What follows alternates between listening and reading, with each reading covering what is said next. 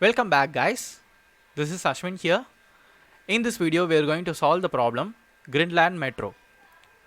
The city of Gridland is represented as n cross m matrix where the rows are numbered from 1 to n and the columns are numbered from 1 to m. So this is a one based indexing, so we have to be careful about that. Gridland has a network of train tracks that always run in a straight horizontal lines along a row. In other words, the start and end points of a train track are RC1 and RC2. So this is the starting point and this is the ending point of the train track, where R represents the row number, C1 represents the starting column and the C2 represents the ending column of the train track. The mayor of Gridland is surveying the city to determine the number of locations where lampposts can be placed. A lamppost can be placed in any cell that is not occupied by a train track. So given a map of Gridland and k train tracks, find and print the number of cells where the mayor can place lamppost. A train track may overlap other train tracks within the same row. So this is, I think, a corner condition. Let's see an example now. So this is one based indexing. So in this example we have 3 train tracks, but they are giving 4. Let's see this how it represents. So in first row, starting at first column and ending at fourth column, we have a train track. So that is represented by this blue color. So first row have 4 train tracks and the second row has from 2 to 4 we have train tracks. So this is marked by blue, and third is 1 and 2, fourth is 2 and 3. So remaining red cells are considered as the lamppost. One simple thing we can able to do is find the total number of cells, that is n multiplies m, so that is the total. So here you can able to see 4 minus 1 is 3 and we can add plus 1 in the end. So we will be having 4 train tracks. What I am going to do is I am going to calculate the number of grids that contains train tracks and subtract it from the total. So if I do this means we will be getting all the lamppost cells. So here the number of lampposts are 5. So 5 open cells are there. Like that we are going to solve the problem. Let's see the constraints. So that is important. So here in the constraints the n and m can go up to 10 to the power of 9. So usually if you represent it as a 2-dimensional array means you can't able to traverse 10 to the power of 9. That is like a bigger array and you can't able to compute it in n square time. We have to solve it in linear time. So I am going to solve it in order of k. K is with respect to 1000. So we can able to solve it very quickly. I am going to use a dictionary for this problem, so we can able to handle everything very quickly. Now let's see the sample case. So this is the sample case for us. So here we have n and m is 4 and 4. We have 3 train tracks. So this is the track. At second row and 2 and 3 there will be a train track that is placed on yellow. So these are the train tracks on second row, and in third 1 to 4 is covered. So all the 4 cells is covered by green, and in the last fourth row it is 4 and 4. So we have only one cell occupied by train track. Apart from these colored cells, so the red cells are the free cells. So we can able to place the lamppost there. So what I am going to do is calculate the total number of cells, that is 16, and the occupied cells are 1, 2, 6 and 7. 16 minus 7 is 9. That's how we are going to calculate. It is pretty much straightforward, but we have to handle the corner case also. Now let's dive into the problem. First, I'm going to initialize a dictionary to store the values. Like we have a row and 2 column values, right? Start and end. So I'm going to use that now. So D equals a dictionary, and we have to find the total number of cells.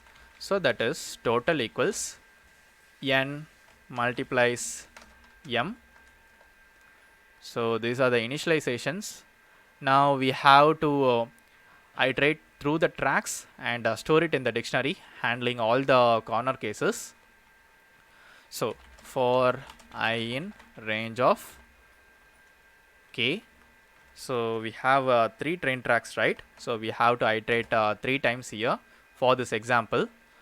In the first case, so before handling the cases, let's assign this track values. That is, it's currently in a 2-dimensional array. We will place it in variables. So r equals track of I and 0. This represents the row.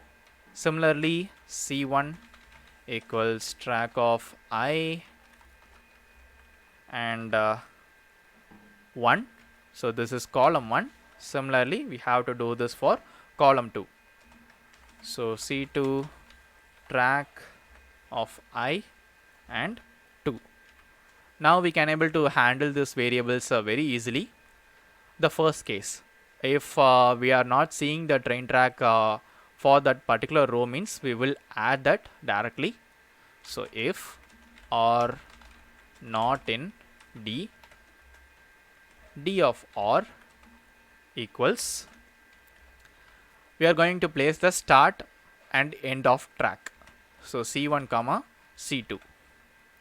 So what this represents is, at row 2, the starting and ending position are 2 and 3. Like that, I am storing the cell.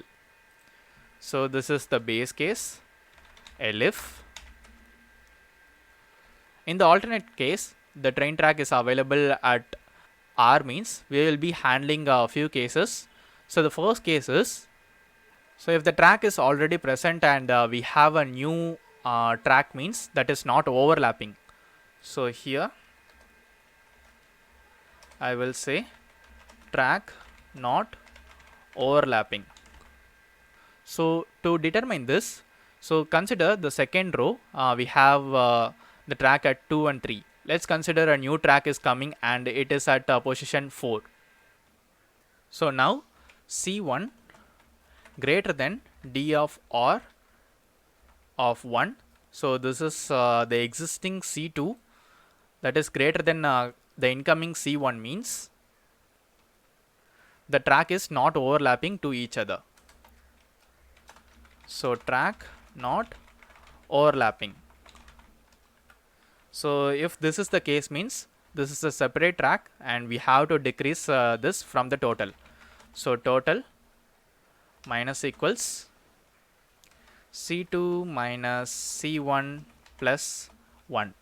So this condition is already we have discussed before. So to identify the number of cells occupied by tracks. So I will explain this with an example, maybe here.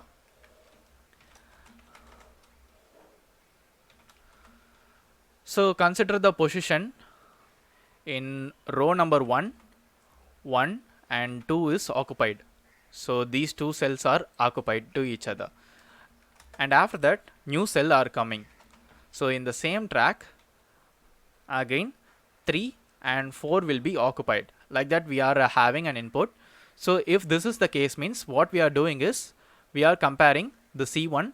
So 3 is C1 and the already existing C2. 2 is C2. So if this satisfies the condition, this is a separate track that is not overlapping with each other. So I will specify C1 is 3, that is greater than C2, that is 2. Like that, we are having the condition. So if that is the condition, means we will calculating the difference of this new track here. And in the final case, what happens if the track is overlapping? Track is overlapping. So in that case, we will be updating the C2. For this, I will use another example. So the example will be again 1, 1, 2, 3. New track will be 2 and 4. So here you can able to see from 1 to 3 it is already having the track. In the new track, it's starting from 2 and ending at 4. Here what we are going to check is elif C2 greater than D of R of 1. So if the incoming C2 is greater than the existing C2, so this is the incoming C2 is greater than the existing C2 means we will update this C2. If track is overlapping, then update. So this is how we are defining the tracks here. Then update total. So as I said, for this example, we'll be comparing 4 is greater than 3. So if we overlap, this means this will convert into 1 to 4. So this will occupy all the positions in the cells. So this is just the initialization of the dictionary. This is the main logic. We are going to do it now. I think we already covered the main logic, that is here. So we will iterate the dictionary now. Before that, we have to initialize. So this will be outside the for loop, and initialize tracks equals 0. Don't use track because we already have a variable track. Now for r in d, that we are iterating each row in the dictionary, tracks plus equals, we are just updating d of r of C2 minus d of r of C1. So this is the actual term, but here I will specify 1, and here this will be 0. So that is the start and end point, plus 1. So if I consider 1 to 4 means 4 minus 1 is 3. To add this cell, we are just adding 1. So this is just a basic term that we have done for most of the problems. So after calculating all the things, we can have the final positions that we can able to place the lamps. So for that, total minus tracks. So this will give you the number of lamps we can able to place. Finally, we will return lamps. So let's run it to check whether it is working properly. So it is working properly. So before submitting the solution, let's go through the problem very quickly. First, we are just initializing an empty dictionary, and the total number of cells we are just calculating, and this are just converting into variables. Instead of using this, it will be easy to access using single variables. The first case, if track is not present. So track is not present, we are just updating the starting and ending point. And the second case is track not overlapping, but a new track is coming. So then we will just update the total. We can't able to handle multiple dictionaries, and we can't able to store multiple track values in the row, right? So that's why I'm just subtracting this from the total at that point itself. So this track is just computed. And the last case is track is overlapping. So if the track is overlapping means we have to check and update it. So as I already mentioned using these examples, so here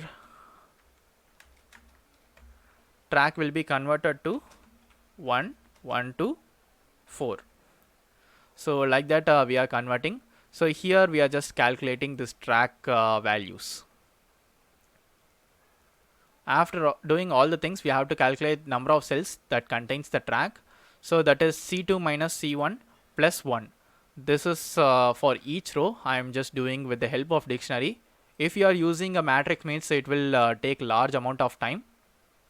So after calculating the number of cells occupying the tracks, we are just subtracting it from total. And finally, we will just return the lamps. So these cases are covered in the sample problem itself, but this case is not covered. That is a separately new track is came means what could happen, that we have to think and do it properly. Sometimes this may happen in many competitive problems. and let's submit the problem now. Yeah, I guess it passed all the test cases. So if this video is helpful to you, hit the like button and don't forget to subscribe the channel and share it to your friends if it is helpful. I will see you guys in the next video.